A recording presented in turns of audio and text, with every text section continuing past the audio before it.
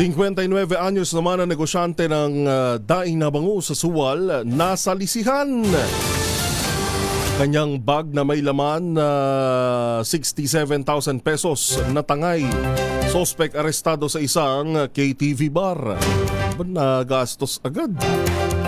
Alamin natin ang detalye mula kay RH38 Freddy Fajardo. Freddy. Magandang umaga, Pilipinas Report!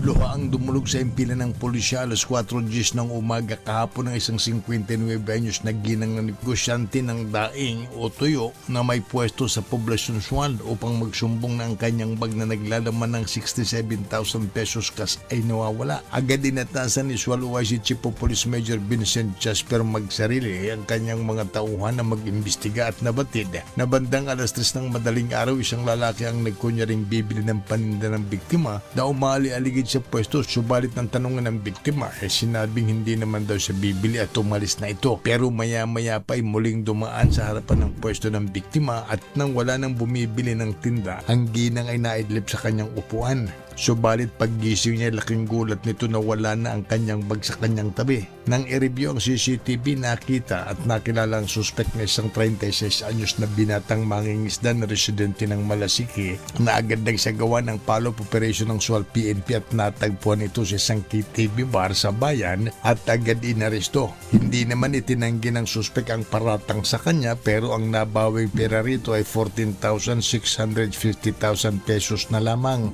Kasong qualified theft o pagnanakaw ang kinakarap na ng suspect na nasa likod ng rihas na bakal ng Suwal Police Station.